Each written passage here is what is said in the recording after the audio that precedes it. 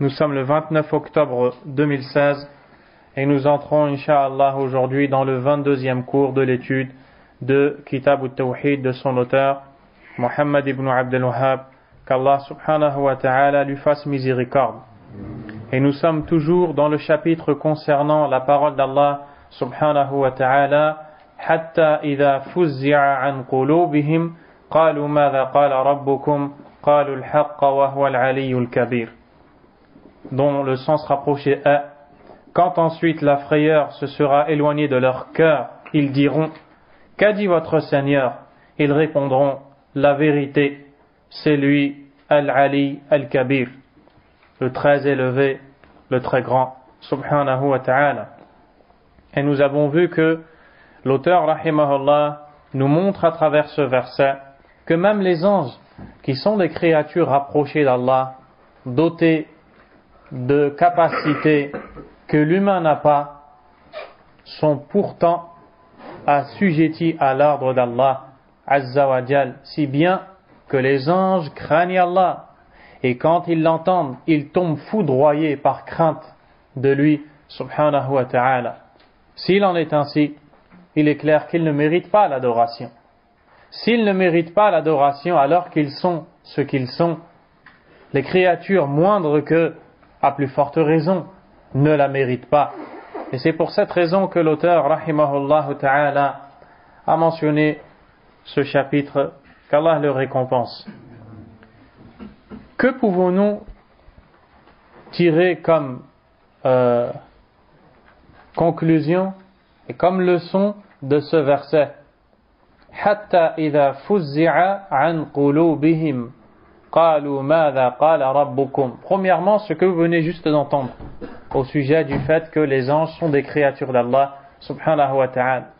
Deuxièmement, قلوبهم. Allah Azza wa Jal nous informe que les anges ont des cœurs, puisqu'ici on parle de la frayeur qui est éloignée de leur cœur. Les anges ont des cœurs.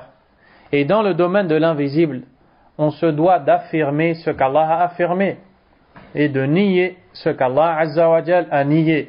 Quant à ce qui n'a pas été mentionné ni cité, on doit faire preuve de retenue.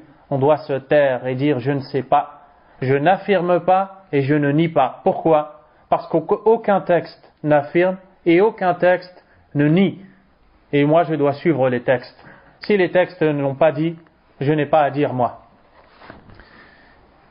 L'auteur, rahimahullah ta'ala, a cité le hadith que l'on retrouve dans le recueil de l'imam al-Bukhari d'après Abu Huraira radiyallahu ta'ala an, dont nous avons étudié le sens et où nous voyons ce que font les sorciers et les devins lorsqu'ils sont à la recherche des informations de l'avenir.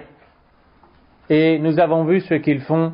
Ils sollicitent les démons parmi les djinns à qui ils vont vouer des actes d'adoration, et en échange le djinn va rendre service à ce devin et à ce sorcier. Comment?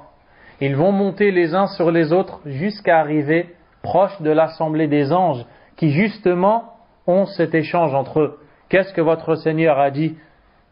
Et lorsque les autres répondront en disant ce qu'Allah a dit concernant ce qu'il arrivera demain à telle et telle personne, ces démons qui sont à côté essaient de prendre de ces informations. Puis quand ils y arrivent, ils prennent la fuite immédiatement avec une information. Il se peut qu'entre-temps ils soient rattrapés par une étoile filante qu'Allah va envoyer pour le détruire. Tout comme il se peut, par la sagesse d'Allah, qu'il arrive au sorcier qui l'a sollicité et lui transmette alors cette information, à laquelle le sorcier va ajouter sans mensonge, qu'il va enjoliver, afin que sa victime, je ne dirais pas son client, mais sa victime, car elle a été victime non seulement du shirk billah subhanahu wa ta'ala, mais même de la perte de ses biens inutilement, parce qu'il a payé ce voyant. Ce voyant va dire au sorcier: il arrivera demain telle et telle chose. Puis le lendemain, cette information qu'il a prise des démons, et qu'il a donné à cette victime, ce malade, effectivement, elle va avoir lieu. Alors cet homme va aller voir tous les gens de son entourage et va leur dire « Wallahi, je l'ai consulté, il m'a dit, il t'arrivera ça, et ça m'est arrivé. » Et c'est comme ça que les gens tombent dans le shirk, dans le domaine de la voyance. Wal-'iyadhu billah. Mais ici, on connaît le secret et ce qui se passe en réalité. Ensuite, l'auteur, rahimahullah, a cité un récit qui a été jugé faible par le Cheikh Al-Albani, rahimahullah ta'ala. Nous allons quand même le lire, mais sachez qu'il est jugé faible. عن النواس بن سمعان رضي الله عنه قال قال رسول الله صلى الله عليه وسلم إذا أراد الله تعالى أن يوحي بالأمر تكلم بالوحي أخذت السماوات منه رجفة أو قال رعدة شديدة خوفا من الله عز وجل فإذا سمع ذلك أهل السماوات صعقوا وخروا سجدا فيكون أول من يرفع رأسه جبريل فيكلمه الله من وحيه بما أراد ثم يمر جبريل على الملائكة كلما مر بسماء سأله ملائكتها ماذا قال ربنا يا جبريل فيقول جبريل قال الحق وهو العلي الكبير فيقولون كلهم مثل ما قال جبريل فينتهي جبريل بالوحي إلى حيث أمره الله عز وجل. Et le sens de ce récit est le suivant. D'après Nawas ibn Sam'an, qu'Allah l'agrée, le messager d'Allah sallallahu alayhi wa sallam a dit: lorsqu'Allah le Très-Haut désire révéler quelque chose, il énonce la révélation et les cieux en tremblent, à moins qu'il ait dit ou s'ébranle fortement, par crainte d'Allah. Lorsque les occupants des cieux entendent cela, ils sont foudroyés et tombent en prosternation devant Allah. Le premier à relever la tête est Jibril, à qui Allah révèle ce qu'il veut. Puis les anges de chaque ciel, voyant Jibril passer près d'eux, lui demandent: qu'a dit notre Seigneur au Jibril? Il répond alors: il a dit la vérité, c'est lui, le Très-Haut, le Très Grand. Et tous les anges de répéter les mêmes propos que Jibril. Ce dernier transmet alors la révélation là où Allah Azza wa Jalla lui a ordonné de le faire. Subhanahu wa ta'ala. Si ce n'est que, comme nous l'avons dit, ce récit a été jugé faible par l'imam Al-Albani, qui est le plus grand savant de l'authenticité et la faiblesse des hadiths de notre époque. Mais le verset et le hadith authentique rapporté par Al-Bukhari sont suffisants pour nous faire comprendre ce que l'auteur a voulu à travers ce chapitre, rahimahullah ta'ala. Le Cheikh Salih Al-Fawzan a quand même cité quelques fawaïd, des leçons bénéfiques tirées du récit de l'imam Al-Bukhari. Il dit, la première faïda: Anna sunnat an-nabawiyya tufassiru al-Qur'an. La première leçon à tirer est que la sunna du prophète sallallahu alayhi wa sallam est explicatrice du Coran, ou explicative. En tout cas, elle explique le Coran. Je n'ai plus le mot en tête, mais que la sunna du prophète sallallahu alayhi wa sallam détaille et explique le Coran. Comment on le voit? On voit le premier texte dans ce chapitre qui est un verset, et on en voit l'explication détaillée dans le hadith. Et ça, c'est important. À savoir que la sunna nous détaille et nous explique le Coran. Et on ne peut en aucun cas se passer de la sunna. Seul un égaré peut prononcer une telle parole. À titre d'exemple, Allah subhanahu wa ta'ala nous a cité l'ordre de s'acquitter de l'aumône dans le Coran. Mais les détails nous ont été cités par le prophète sallallahu alayhi wa sallam. Et si on ne se basait que sur le Coran, on serait ignorant de la manière de s'acquitter de cette aumône, qui sont les ayants droit, quand est-ce qu'on doit payer cette aumône. Tout cela a été détaillé par la sunna. La sunna est inséparable avec le Coran. Et celui qui sépare la sunna du Coran n'est qu'un égaré ou un ignorant trompé par un égaré. Ça, c'est la première chose. La deuxième chose, إثبات صفات الله سبحانه وتعالى فقد أثبت في هذا الحديث علو الله على خلقه وأنه في السماء سبحانه وتعالى وأثبت أن الله يتكلم بكلام يسمع تسمعه الملائكة وترتعد عند سماعه.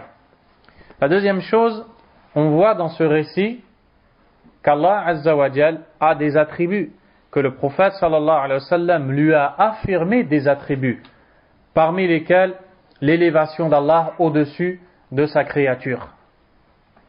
Allah est élevé au-dessus de sa créature. Et ça, on le voit dans le hadith, les démons qui cherchent à soutirer des informations des anges à qui Allah s'est adressé subhanahu wa ta'ala, où est-ce qu'ils vont? Ils montent. Ils montent les uns sur les autres tellement haut qu'ils arrivent à côté des anges auxquels Allah Azza wa Jal s'est adressé. Et Allah est au-dessus d'eux. Il est au-dessus des anges, tabaraka wa ta'ala. Donc on voit qu'Allah est élevé. Et on ne dit pas, on ne dit pas Allah est partout. On ne dit pas, on ne sait pas où est Allah. On n'a pas le droit de savoir, de demander où est Allah. Comme le disent Al-Asha'ira, qui n'ont pas la bonne croyance. Ils ont adhéré à une croyance erronée. Le prophète sallallahu alayhi wa sallam dit qu'Allah est au-dessus des cieux et nous le disons comme lui l'a dit. On s'arrête ici.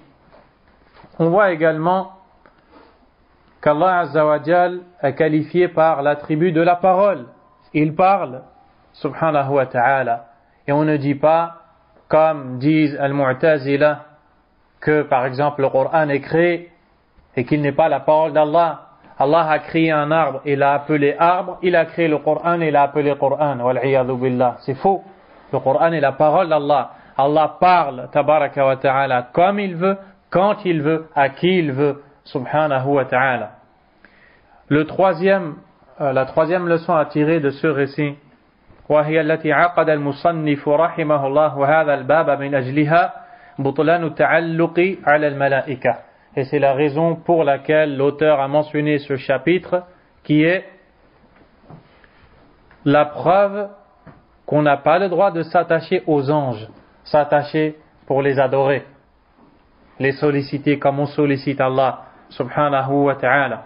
Contrairement à ce que faisaient les gens de l'époque anté-islamique, qui, parmi certains, adoraient les anges. Et aussi, d'autres le font à cette époque qui est la nôtre. Et il disait même que les anges étaient les filles d'Allah. Wal'iyadhu billah. Et c'est vraiment là quelque chose de gravissime.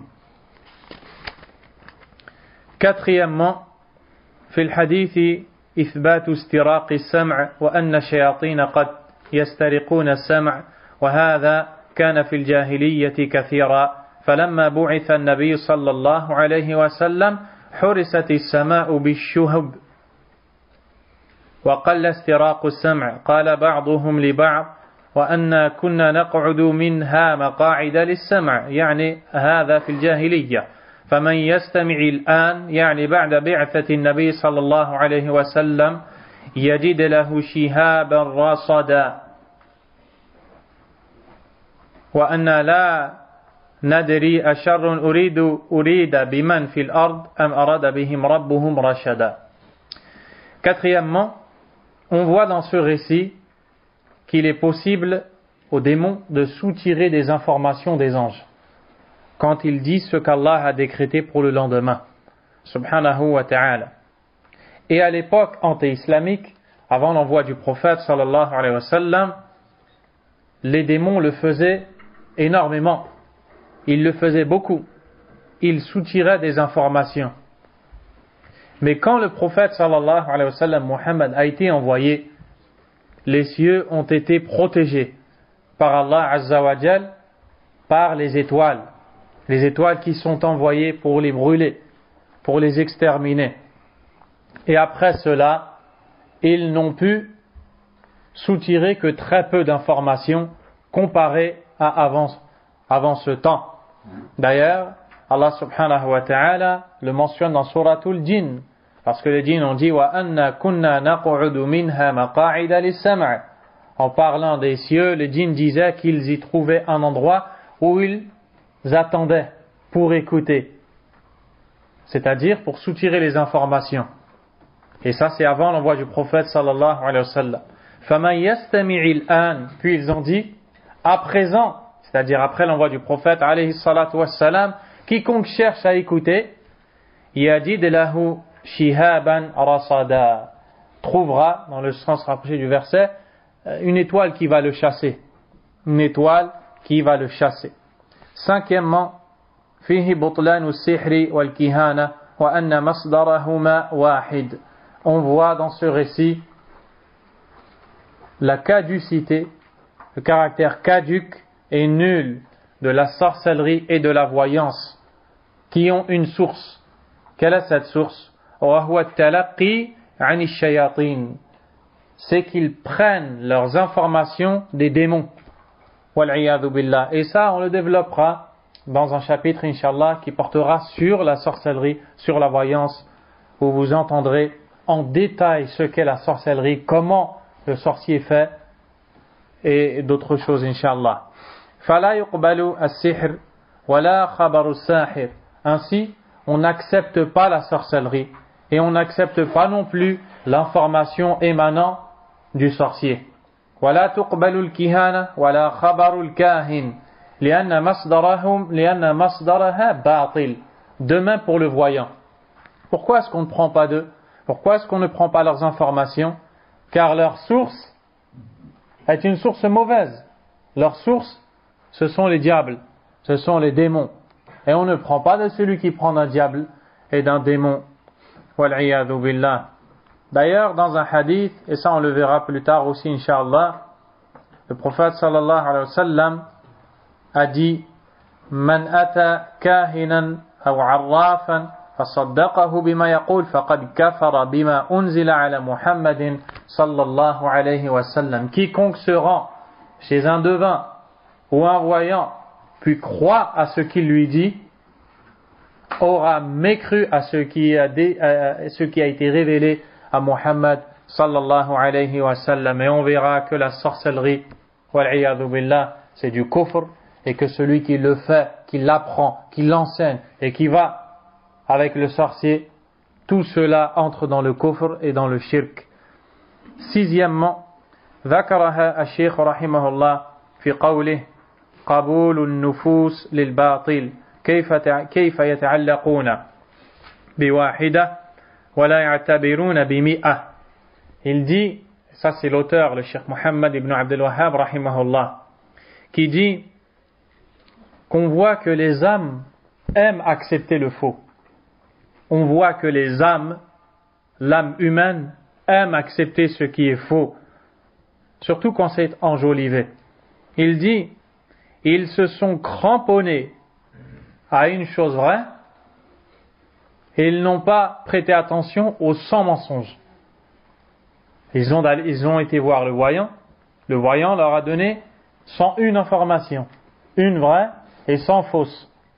Les gens ont vu la vraie, ils ont oublié tout ce qui est faux. Ils ont pris une vérité, ils ont oublié 100 mensonges. Et ils se sont attachés à ce sorcier parce qu'il leur a dit une vérité. Ça montre que l'homme penche souvent vers ce qui est faux et aime. Parce que l'âme, elle est incitatrice au mal. Mais l'homme doit la combattre. Il doit s'éduquer par l'apprentissage de son din, par l'apprentissage de sa religion. Taïeb. Et ainsi s'achève l'étude de ce chapitre bénéfique qu'Allah récompense son auteur. L'auteur, rahimahullah, passe à un nouveau chapitre intitulé Bab al-Shafa'a, le chapitre de l'intercession. Ce chapitre a une importance extrême.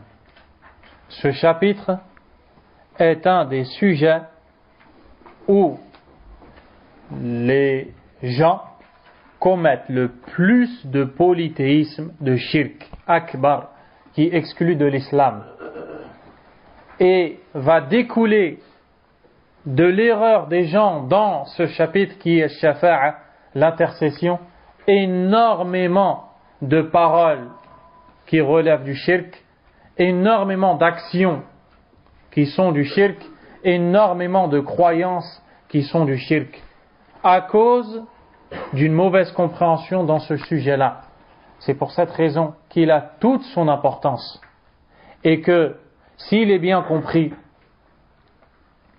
il peut mener au tawhid pur, et s'il est mal compris, il peut faire couler la personne dans des formes de shirk indénombrables.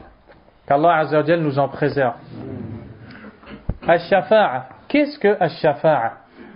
Dans la langue arabe, ash-shafa'a, c'est at-tawassutu bil ghayr fi jalbi manfa'a ou daf'i madarra. C'est le fait de prendre autrui comme intermédiaire pour acquérir un bien ou repousser un mal. Ça, c'est dans le sens linguistique. At-tawassutu bil ghayr li jalbi manfa'a ou daf'i madarra. Prendre autrui comme intermédiaire pour acquérir un bien ou repousser un mal. Pourquoi est-ce qu'on appelle cela shafa'a? Dans shafa'a, il y a shaf'un. Et shaf'un, dans la langue arabe, signifie pair, comme le nombre pair.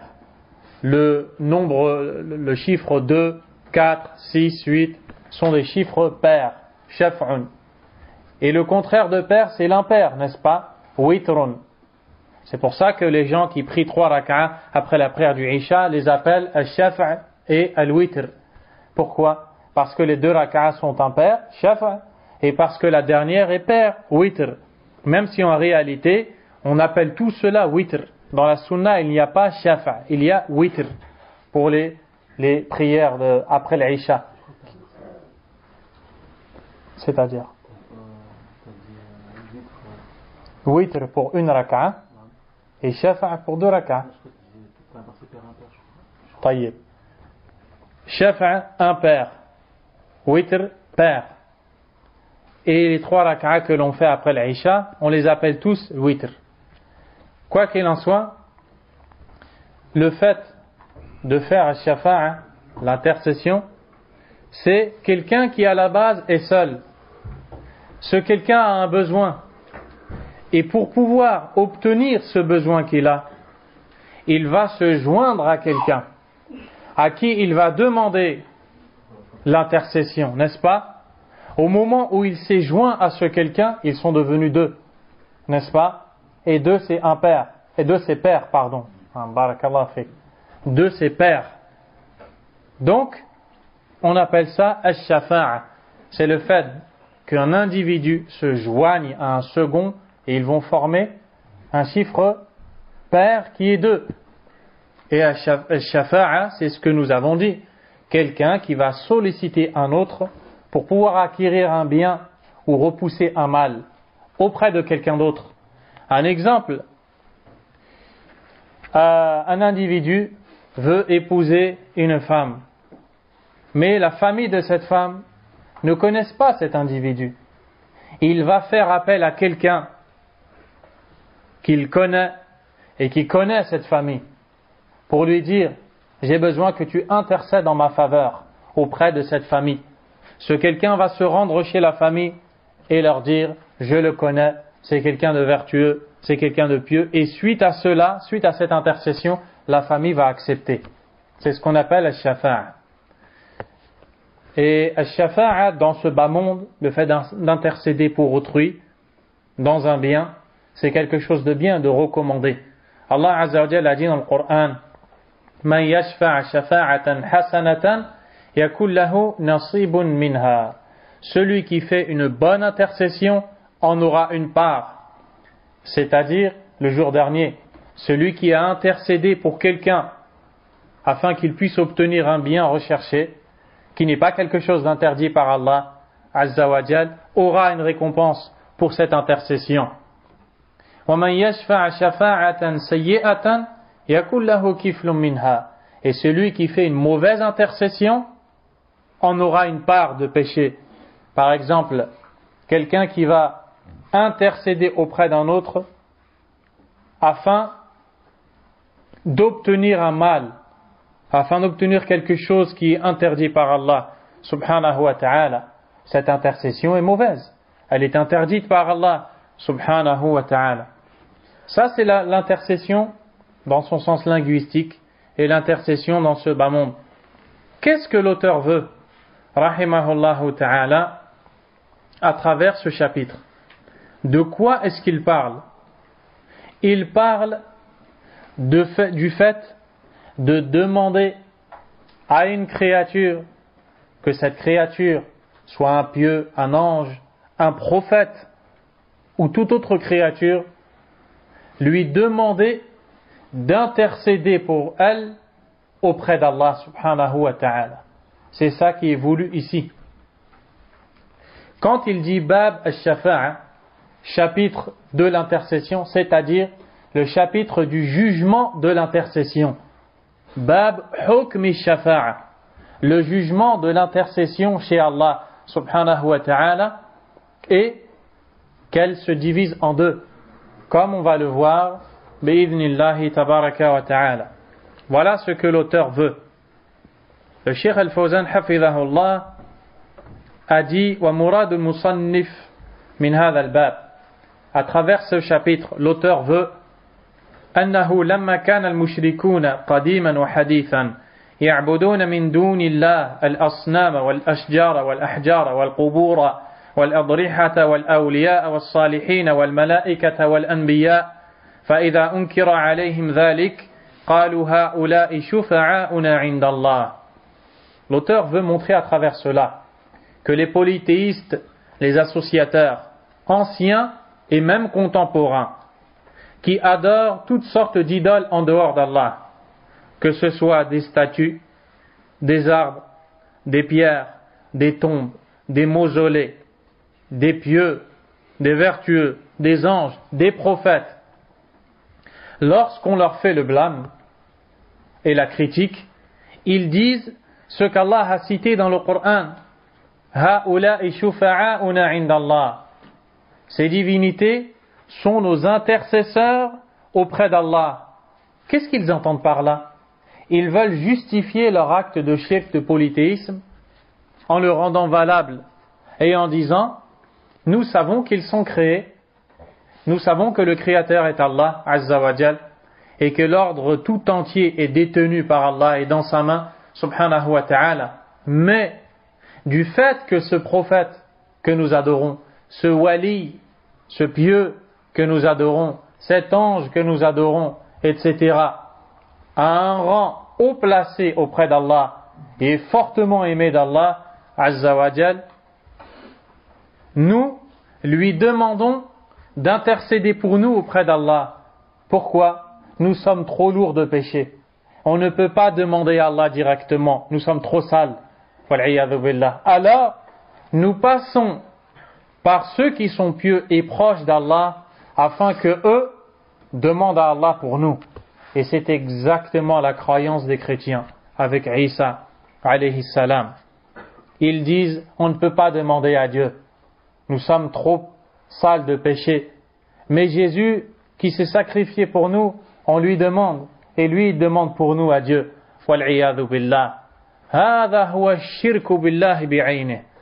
Voici le polythéisme, l'association à Allah dans toute sa réalité et dans laquelle beaucoup de gens tombent. On voit d'ailleurs ces gens qui, à cause de cette croyance, qu'est-ce qu'ils vont faire?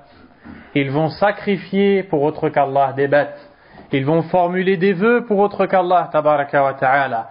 Ils vont invoquer autre qu'Allah subhanahu wa ta'ala en leur demandant le secours, en leur demandant la protection. Ils vont faire toutes ces choses et quand on va les blâmer, ils vont dire non, on ne les adore pas. Simplement, on leur demande d'intercéder pour nous auprès d'Allah subhanahu wa ta'ala. Et vous allez voir, comme Allah Azza wa Jalla a dit, وَيَعْبُدُونَ مِن دُونِ اللَّهِ مَا لَا يَضُرُّهُمْ وَلَا يَنْفَعُهُمْ وَيَقُولُونَ هَؤُلَاءِ شُفَعَاؤُنَا عِندَ اللَّهِ. C'est-à-dire, Allah a dit dans Surat Yunus, et ils adorent en dehors d'Allah ce qui ne les nuit en rien, ni ne leur tire profit, et disent, ils sont nos intercesseurs auprès d'Allah. Regardez comment ils justifient leur shirk et leur polythéisme. Ça, c'est des choses qu'il faut bien comprendre. Parce que la plupart des mushrikoun, surtout ceux que l'on retrouve dans la Soufiyya, dans le soufisme, ils ont exactement cette ambiguïté-là, qu'Allah a réfuté dans ce verset et dans d'autres.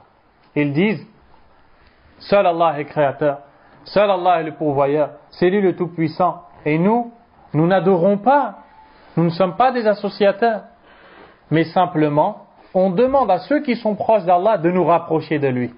Wal'iyadhu billah. Mais ce qu'ils ne comprennent pas, ou ce qu'ils font peut-être semblant de ne pas comprendre, c'est que cette demande en elle-même, à autrui, de le rapprocher d'Allah, c'est du shirk, c'est du polythéisme. C'est à Allah, tabaraka wa ta'ala, qu'il faut demander.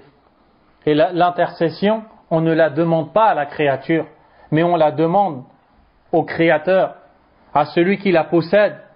Et l'intercession est un droit d'Allah, tabaraka wa ta'ala, que nul autre que lui ne partage avec lui, subhanahu wa ta'ala. Allah Azza wa Jalla a cité وَيَعْبُدُونَ مِن دُونِ اللَّهِ, et ils adorent en dehors d'Allah. Adorer en dehors d'Allah, qu'est-ce que c'est? C'est du shirk, c'est du polythéisme. Ce qui ne les nuit en rien, ni ne leur tire profit. Donc déjà, ils commettent du polythéisme avec des créatures qui ne peuvent rien leur faire. Comme on l'a vu dans les autres versets, ils ne créent rien, ils ne peuvent pas créer une mouche, ils ne possèdent pas la pellicule d'un noyau de date, ils ne peuvent pas ni les guérir, ni les protéger, ni les secourir, ils ne peuvent pas eux-mêmes se secourir. Subhanallah. Et ils disent, ils sont nos intercesseurs auprès d'Allah. Subhanahu wa ta'ala. Dans l'autre verset, Allah Azza wa Jalla a dit وَالَّذِينَ اتَّخَذُوا مِن دُونِهِ أَوْلِيَاءَ, dans Surat Az-Zumar, les groupes, et ceux qui ont pris des alliés en dehors de lui, awliya, le pluriel de wali, et c'est exactement ce que font les gens quand ils disent un tel est wali, un pieux, un allié d'Allah, on lui demande, car lui va faire amener notre demande à Allah Azza wa Jalla. Et ceux qui ont pris des alliés en dehors de lui, qu'est-ce qu'ils disent? Ma na'buduhum, nous ne les adorons illa liyuqarribuna ila Allahi zulfa, que pour qu'ils nous rapprochent davantage d'Allah Azza wa Jalla. Allah Azza wa Jalla a répondu à cela, inna Allaha yahkumu baynahum fima hum fihi yakhtalifun. Allah va juger entre eux dans leur divergence. Inna Allah la yahdi man huwa kadhibun kaffar. Allah ne guide pas celui qui est menteur et grand mécréant. Al-Shaykh Al-Fawzan a dit Samma fi'lahum hadha kadhiban wa sammahu kufra. Allah a nommé cette action qu'ils font mensonge et il l'a nommé aussi mécréance. Lam tanfa'hum i'tidharatuhum. Les excuses qu'ils ont présentées pour justifier leurs actes n'ont pas été utiles pour ces gens-là. Pourquoi? وَذَلِكَ لِأَنَّهُمْ قَاسُوا الْخَالِقَ سُبْحَانَهُ وَتَعَالَى عَلَى مُلُوكِ الدُّنْيَا. Car en agissant ainsi, qu'est-ce qu'ils ont fait? Ils ont fait l'analogie entre le Créateur et les rois de ce bas monde. Ils ont fait une comparaison. Ils ont mis Allah Azza wa Jal, qu'ils le veuillent ou non, au même niveau que les rois de ce bas monde. Comment cela? C'est là que vous allez comprendre pourquoi demander la shafa'a à un autre qu'Allah, c'est quelque chose d'extrêmement gravissime. Wal'iyadhu billah. Pourquoi? فكما أنه من عادتهم عند ملوك الدنيا أنهم يوسطون الشفعاء بينهم وبين الملوك في قضاء حوائجهم, tout comme les gens qui cherchent à parvenir au roi de ce bas monde. Ils veulent aller se rendre chez les détenteurs de l'autorité, qui peuvent être des rois ou toute autre personne que forcément, comme vous le savez, on ne peut pas atteindre. Donc qu'est-ce qu'il y a besoin de faire? Aller chercher des intermédiaires et leur demander l'intercession. Leur demander l'intercession pour qu'ils puissent faire parvenir nos demandes aux intéressés, qui sont les détenteurs de l'autorité, les rois, etc. Qasullah jalla wa ala bi khalqih. Ceux qui ont demandé l'intercession aux autres qu'Allah Azza wa Jal, ils ont fait exactement la même chose avec Allah. Et ils l'ont mis au même statut que la créature. Pourquoi? Ittakhadhu 'inda Allahi shufa'a kama yattakhidhunahum 'inda al-muluki war-ru'asa. Ils ont pris auprès d'Allah des intercesseurs, des intermédiaires, comme on le fait dans le bas monde pour atteindre le roi. Est-ce qu'Allah Azza wa Jal, pour lui demander quelque chose, on a besoin de quelqu'un qui vienne nous faire amener notre demande chez lui? Allah tabaraka wa ta'ala connaît toutes nos langues. Il connaît le contenu de nos cœurs. Il connaît nos besoins. Que l'on soit en France, au Pérou, au Brésil, au Ghana, en Afrique, en Inde, que l'on soit dans l'eau,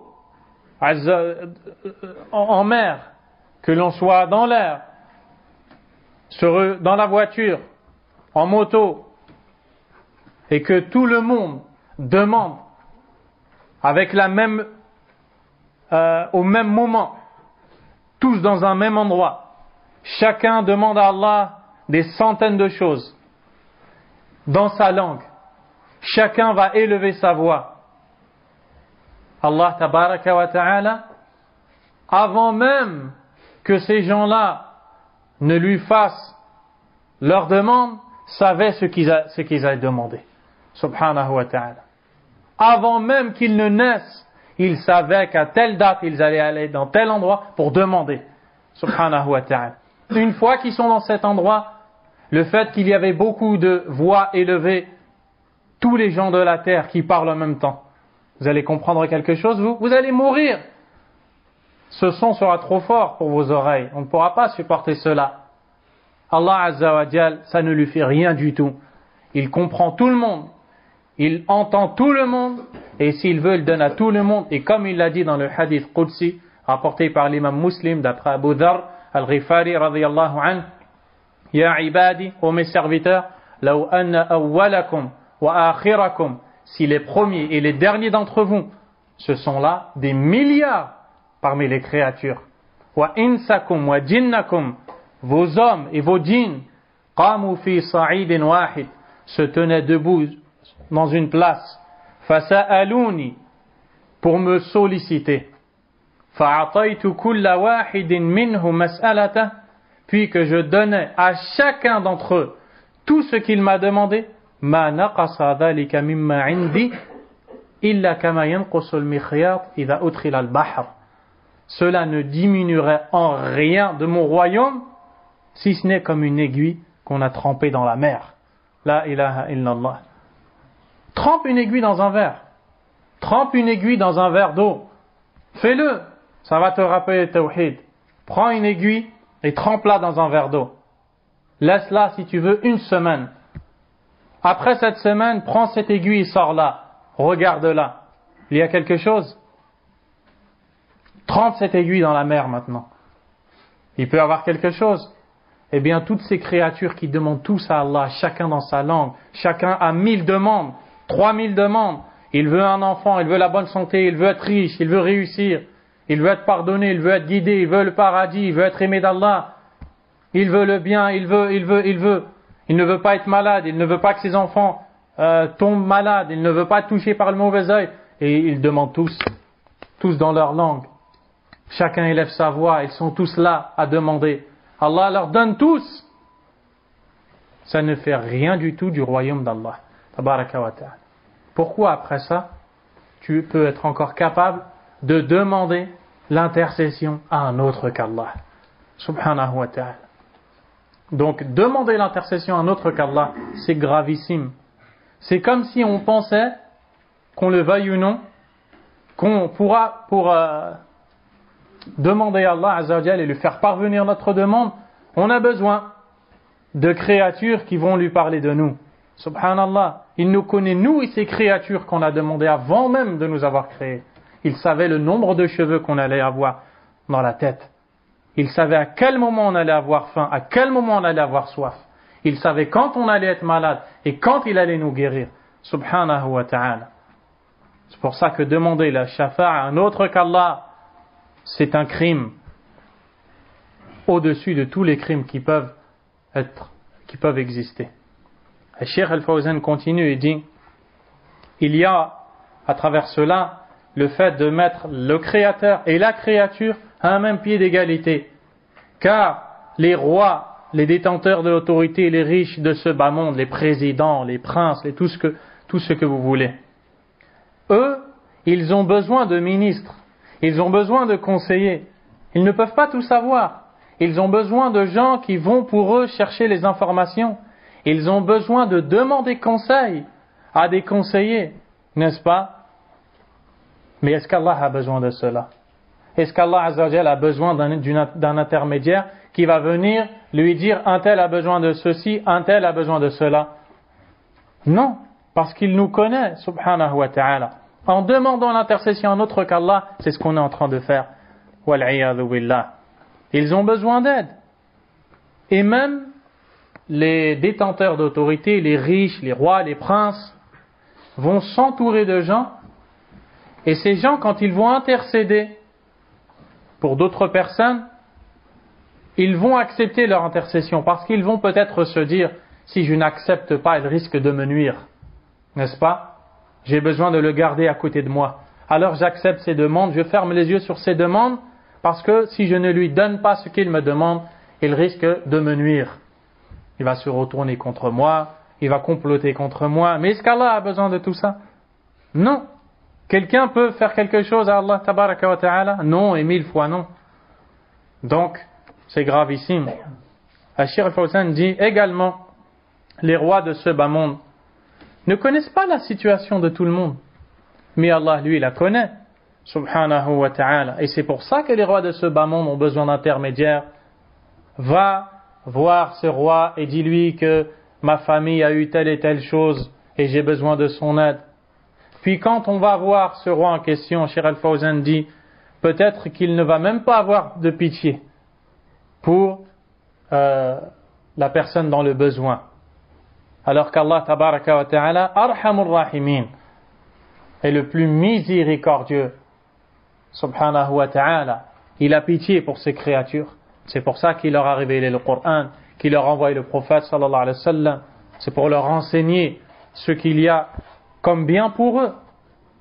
Donc, c'est quelque chose de grave de demander l'intercession à un autre qu'Allah subhanahu wa ta'ala. Quel est le lien qu'il y a entre ce chapitre et le livre? Ou en d'autres termes, pourquoi est-ce que l'auteur a cité ce chapitre dans le livre Kitab al-Tawhid? La réponse est la suivante. Parce que demander l'intercession à un autre qu'Allah Azza wa Jal est du shirk, est du polythéisme. L'auteur nous enseigne donc le Tawhid par son contraire, en nous montrant que si demander l'intercession à un autre qu'Allah tabaraka wa ta'ala est du polythéisme, alors le Tawhid dans cette question, c'est de la demander à Allah Azza wa Jal. Et on va apprendre comment demander dans ce chapitre l'intercession. Bi'idhnillahi ta'ala. Quel est maintenant le lien qu'il y a entre ce chapitre et les chapitres précédents? La réponse est la suivante. Dans les chapitres précédents, l'auteur, rahimahullah, a cité al-isti'adha, al-istighatha, ad-du'a, la demande de protection, la demande de secours, l'invocation. Ensuite, il a montré l'état réel de tous ceux qui sont invoqués en dehors d'Allah, tabaraka wa ta'ala, qu'ils soient des anges ou des prophètes, dans les autres chapitres.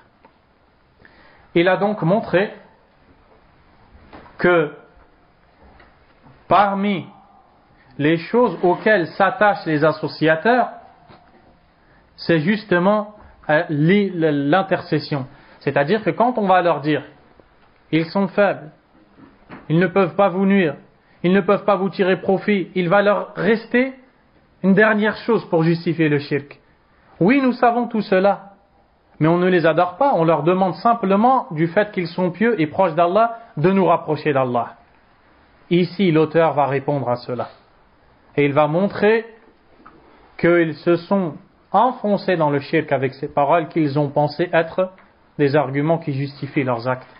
Wal'iyadhu billah. Est-ce que cela est clair? Alhamdulillah. Taïb. L'auteur, rahimahullah ta'ala, va citer 5 textes que nous allons étudier. Mais avant cela, nous devons savoir que al-shafa'a, l'intercession, est de 2 catégories. Dans les textes, dans le Coran et dans les hadiths, on voit que l'intercession est citée dans 2 catégories. Al-shafa'atul manfiyya, l'intercession niée par les textes. Al-shafa'atul muthbata, l'intercession affirmée par les textes. Tantôt, on lit dans le Coran qu'Allah Azza wa Jal nous dit qu'il n'y aura pas d'intercession. Tantôt, on lit dans le Coran qu'Allah Azza wa Jal nous informe qu'il y aura une intercession. Est-ce que cela est une contradiction? Non. C'est simplement qu'il y a 2 intercessions. Une qui nie, elle n'existera pas. Et l'autre qui est affirmée, elle aura lieu. Et c'est comme ça qu'il faut le comprendre. Et en faisant la différence entre ces 2 intercessions, tu comprends où se sont égarés les gens dans le domaine de l'intercession. Lorsque l'on dit l'intercession, al-shafa'atul manfiyya, le Cheikh Al-Fawzan a dit huwa al-shafa'atul lati tutlabu min ghayrillah. C'est l'intercession demandée à un autre qu'Allah Azza wa Jal. C'est-à-dire que dans les textes du Coran et de la Sunna, lorsque l'on voit des textes, par exemple dans le Coran, wala shafa'a, wala tanfa'uhum shafa'atu shafi'in, et d'autres versets, l'intercession des intercesseurs ne leur sera d'aucune utilité, il n'y aura aucune intercession, et d'autres textes encore. C'est-à-dire qu'Allah Azza wa Jal nous parle de ceux qui ont demandé l'intercession à un autre qu'Allah. À cause du fait qu'ils l'ont demandé à un autre qu'Allah, pour eux, il y aura nulle intercession le jour dernier. Ils ne pourront pas en tirer profit, parce qu'ils ont commis du shirk. Quand ils ont dit, subhanallah, comme en certains pays, par exemple du Maghreb, ils font tomber quelque chose, ou alors ils glissent, ils disent Ishfa' ya Rasulallah, intercède au messager d'Allah. Wal'iyadhu billah. Même quand tu glisses, il faut que tu commettes ash-shirk billah azza wa jal. Même quand tu fais tomber un objet de ta main, il faut que tu commettes ash-shirk billah subhanahu wa ta'ala. Cette parole-là, shirkun akbar, c'est du polythéisme majeur, parce qu'on a demandé l'intercession à un autre qu'Allah. Et on n'a pas le droit de demander l'intercession à un autre qu'Allah. L'intercession, on doit la demander à Allah subhanahu wa ta'ala. Pourquoi? Parce qu'elle est le droit d'Allah, la possession d'Allah. Allah a dit dans le Coran, dans Surat al-Zumar, les groupes que d'ailleurs les savants ont surnommé Surat al-Tawhid, la Surah du Tawhid, car elle regorge d'arguments dans le Tawhid. Ont-ils pris en dehors d'Allah des intercesseurs?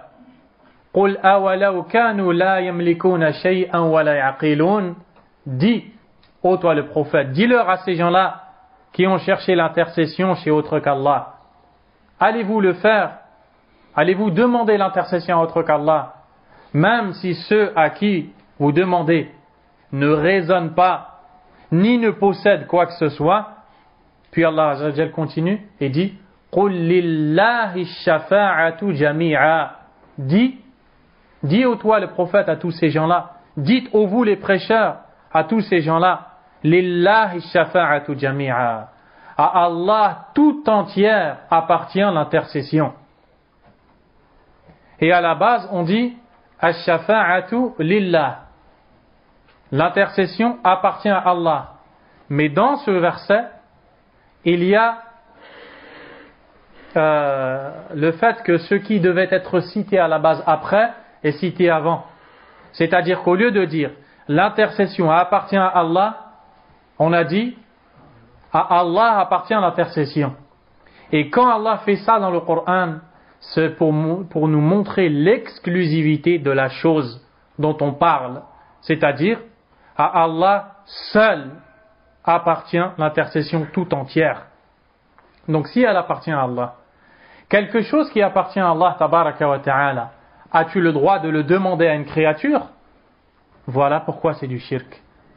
Donc, ceux qui demandent l'intercession, que ce soit Al-Bura'i au Soudan, ou alors à Bamba au Sénégal, ou alors à Tijani au Maroc et dans toute l'Afrique, ou alors à Majdoub au Maroc, ou alors à Nafisa en Égypte, et bien d'autres encore, sont tous dans l'erreur.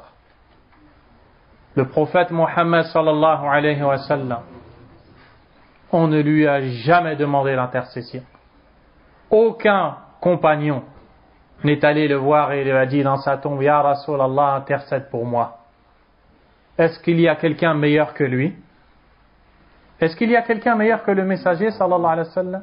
Non. Quand il voit quelqu'un se lever, parce qu'il arrive, il leur dit de s'asseoir et qu'on ne se lève pas pour lui. Quand il voit quelqu'un jurer par un autre qu'Allah, alayhi salatu wassalam, il s'énerve et leur dit ne jurez que par Allah, et celui qui jure par un autre qu'Allah a commis le shirk. Quand il a vu le compagnon se prosterner devant lui, il lui a dit que fais-tu? Le compagnon a dit je reviens de tel endroit et je les ai vus saluer leurs empereurs de cette façon, je te salue moi aussi de cette façon. Ce n'est pas une adoration. Le prophète alayhi salatu wassalam l'a dit, on ne se prosterne que pour Allah azza wa jal. Quand il a vu le compagnon, après avoir vu quelque chose qui lui plaît, qui a dit voici ce qu'Allah et toi avez voulu, il s'est énervé et lui a dit as-tu fait de moi un égal à Allah? Le prophète sallallahu alayhi wa sallam a appelé les gens au tawhid. Et dans l'intercession, il y a trop de shirk que les gens commettent. Wal'iyadhu billah. Puis quand tu vas venir appeler les gens au tawhid, quand tu vas venir leur dire c'est une erreur, tu verras que des gens vont te dire arrête de nous casser notre commerce. Arrête de nous casser notre commerce. Parce qu'ils commercent avec la foi des gens. Ils commercent avec le cœur des gens. Tu es malade? Tu as besoin de quelque chose? J'ai tout ce qu'il faut chez moi. Tu veux l'intercession? Tu veux toutes ces choses-là? Amène-moi une bête. Amène-moi de l'argent. Amène-moi des vêtements. Amène-moi, amène-moi, amène-moi. Mais jusqu'à quand? Quelqu'un qui dit la ilaha illallah va continuer à agir ainsi. Jusqu'à quand? Quelqu'un qui dit Muhammadur Rasulullah sallallahu alayhi wa sallam va continuer à déplaire à Allah, à désobéir à Allah, à désobéir au prophète d'Allah sallallahu alayhi wa sallam. Il y a même dans des endroits, on voit que leur grand maître, il est sur son lit. Et qu'est-ce qu'on vient faire à ses pieds? On vient lui embrasser ses pieds. Il y a même dans d'autres endroits, des gens qui se prosternent, comme on se prosterne pour Allah, azza wa jal. Subhanallah. Ça c'est shirk billah dans sa réalité. Et très nombreux sont les gens qui sont tombés dedans et qui encore tombent dedans, soit par entêtement, ils savent ce qu'ils font, ils le font quand même, ou alors parce qu'ils ont été trompés par les prêcheurs du faux, par les prêcheurs de l'égarement, qui ne cherchent qu'à ramasser leur argent et s'enrichir sur leur dos. Wal'iyadhu billah.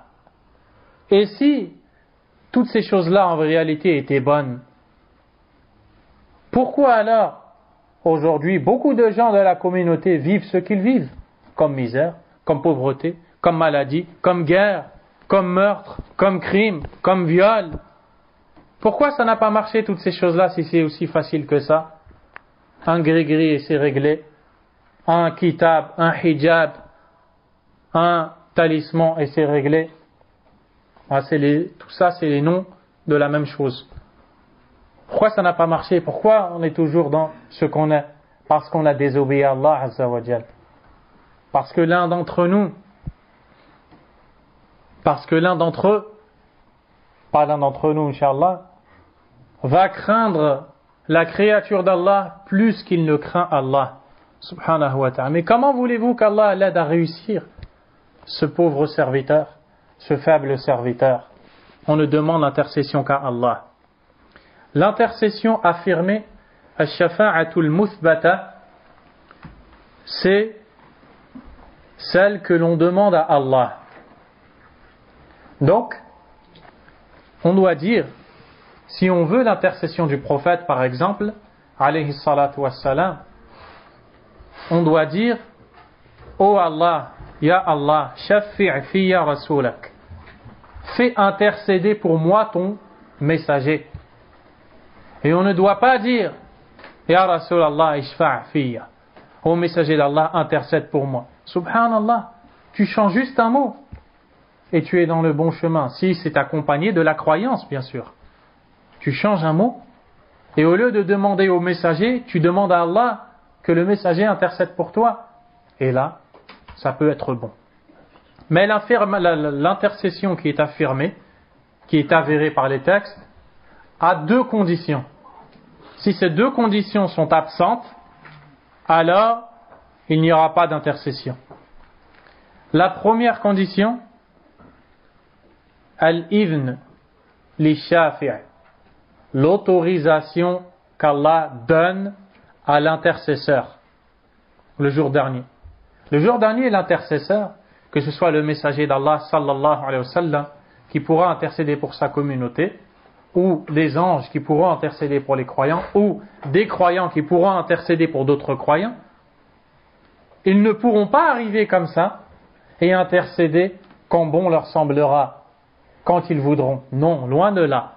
Ils seront obligés d'attendre l'autorisation d'Allah subhanahu wa ta'ala. Au moment où Allah leur dira « Maintenant vous pouvez », ils pourront intercéder avec la deuxième condition qui est la suivante. La deuxième condition, c'est l'agrément d'Allah, la satisfaction d'Allah pour celui pour lequel on va intercéder. Qu'est-ce que cela veut dire? Qu'il soit mort, muwahhid, monothéiste, dans le tawhid. Parce qu'Allah Azza wa Jal agrée celui qui meurt sur le tawhid. Même s'il a commis des péchés desquels il ne s'est pas repenti et à cause desquels il va être châtié, il sortira du châtiment par son tawhid, par son monothéisme qu'il avait dans le cœur, forcément. Et ce sont eux qu'Allah Azza wa Jal a agréé, subhanahu wa ta'ala. Même s'ils devront payer ou se décharger de leurs péchés par un passage dans le feu, qu'Allah nous en préserve, subhanahu wa ta'ala. Donc, on ne peut pas intercéder quand on veut, et on ne peut pas intercéder pour ceux dont Allah n'est pas satisfait, et pour ceux qu'Allah n'acceptera pas, qui sont les mushrikoun. Les associateurs ne pourront jamais bénéficier de l'intercession, d'un quelconque intercesseur. Et la preuve, elle est rapportée par l'imam al-Bukhari, d'après Abu Huraira, radiyallahu ta'ala anhu. Le prophète sallallahu alayhi wa sallam a dit: Yalqa Ibrahimu abahu azara yawm al-qiyamah.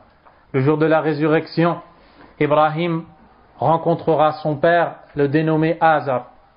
Fayaqul wa ala wajhi Azar ghabaratun wa qatara. Et sur le visage de Azar, le père d'Ibrahim, il y aura de la poussière et des ténèbres. Fayaqulu lahu Ibrahim. Ibrahim dira alors à son père: Alam aqul laka la ta'sini? Ne t'avais-je pas dit de ne pas me désobéir? Fayaqulu lahu abu. Son père lui dira alors: Falyawma la asik. Aujourd'hui je ne te désobéirai pas. Pensez que ce sera utile aujourd'hui et le jour dernier? C'est trop tard. Fayaqulu Ibrahim. Ibrahim va se tourner vers son Créateur, subhanahu wa ta'ala, pour l'invoquer. Il va vouloir intercéder pour lui. Ya Rab, innaka wa'adtani alla tukhziyani yawma yub'athun. Ô Seigneur, tu m'avais certes promis de ne pas m'avilir, de ne pas m'humilier le jour du rassemblement. Wa ayyu khizyin akhza min abil ab'ad.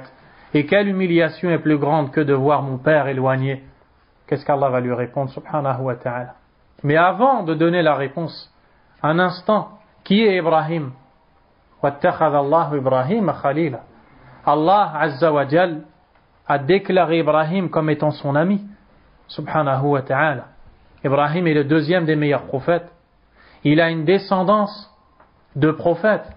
Ya'qub, Yusuf, avant eux, Ismaïl, Ishaq, et plein de messagers qui sont les enfants et petits-enfants d'Ibrahim. Il est très proche d'Allah, il est très aimé d'Allah. Allah l'aime, subhanahu wa ta'ala. C'est le deuxième meilleur messager. Et quand il va intercéder avec le rang qu'il occupe chez Allah, Allah Azza wa Jal va lui dire Inni harramtul jannata ala al-kafirin. J'ai interdit le paradis aux mécréants. Fayuqalu lah, puis on lui dira à Ibrahim Anzur tahta rijlayk. Regarde en dessous de tes jambes. Fayanzur. Il va regarder. Fa'idha huwa bidhikhin mulattakh. Et il va voir son père qu'on aura transformé en hyène. Hyène, le hyène, l'animal sauvage. Et vous connaissez l'apparence de hyène. N'est pas une apparence qui va t'attirer, n'est-ce pas? Mais Allah est sage, il sait ce qu'il crée, il sait pourquoi il le crée, de quelle façon. Il y a dans cela une sagesse parfaite. Mais le hyène n'est pas un animal qu'on souhaite approcher. Donc, on aura transformé le père d'Ibrahim en hyène, et en plus de cela, il sera recouvert d'impuretés, de sang, d'urine et des impuretés. Il sera sale. فَيُؤْخَذُ بِقَوَائِمِهِ. Il sera alors attrapé par les pattes, le père d'Ibrahim, le deuxième prophète chez Allah Azza wa Jal dans le rang. فَيُلْقَى فِي النَّارِ. Et on le jettera dans le feu devant Ibrahim. Subhanallah, il ne pourra pas intercéder. Pourquoi? Parce qu'on ne peut pas intercéder pour quelqu'un qui est dans le shirk et qui est dans le kufr. Et les gens qui demandent l'intercession pour un autre qu'Allah sont tombés dans le shirk et dans le kufr. Et à cause de ça, ils risquent d'être comme le père d'Ibrahim. Ils n'auront pas la shafa'a yawm al-qiyamah. C'est pour ça que Ahlus Sunnah, Ahlul Tawhid, les gens de la Sunnah se fatiguent. Est-ce qu'ils cherchent cette dunya? Est-ce qu'ils cherchent quelque chose quand ils disent aux gens arrêtez de demander un autre qu'Allah? Est-ce qu'ils leur disent donnez-moi un salaire? Ils donnent de leur temps, ils donnent de leur force. Pour certains, ils voyagent et ils passent leur temps à aller à droite, à gauche, à appeler les gens au tawhid. Il y a des gens de la Sunnah parmi les savants qui sont entrés dans des villages où tous les gens sont mushrikoun.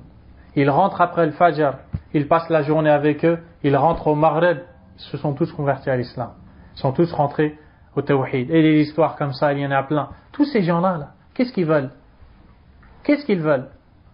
Ils cherchent cette dunya. Ils n'ont pas d'intérêt, si ce n'est de plaire à Allah Azza wa Jal. Alors que ceux qui disent à leurs disciples, invoquez-moi, demandez-moi, sollicitez-moi, je vous donnerai. Regardez ce qu'ils cherchent. Ils ne font rien sans une somme d'argent. Voyez la différence. Qu'est-ce que vous choisissez maintenant? At-Tawhid, d'être proche d'Allah, le monothéisme, qu'Allah vous aime, qu'Allah vous agrée, qu'on puisse intercéder pour vous yawm al-qiyamah, ou alors la pauvreté, la faiblesse, les malheurs, les problèmes, et être les serviteurs de serviteurs faibles, peut-être plus faibles que vous. Ô serviteurs d'Allah, qui entendez ces paroles, et Allah Azza wa Jal peut amener ces paroles au fond de la terre. Qu'Allah Azza wa Jal nous guide et craignez Allah subhanahu wa ta'ala. Ces deux conditions ont été citées dans le Coran. La première dans Ayat al-Kursi, dans d'autres versets aussi, mais à titre d'exemple dans Ayat al-Kursi, Allah Azza wa Jal a dit Man dha alladhi yashfa'u 'indahu illa bi'idhnihi. Qui peut intercéder auprès de lui sans son d'autorisation. Deuxièmement, وَلَا يَشْفَعُونَ إِلَّا لِمَنِ ارْتَضَى. Et ils ne peuvent intercéder que pour ceux qu'il a agréés, pour celui qu'il a agréé. Donc il faut l'autorisation et il faut l'agrément, et on développera cela, incha'Allah ta'ala, plus en détail au prochain cours.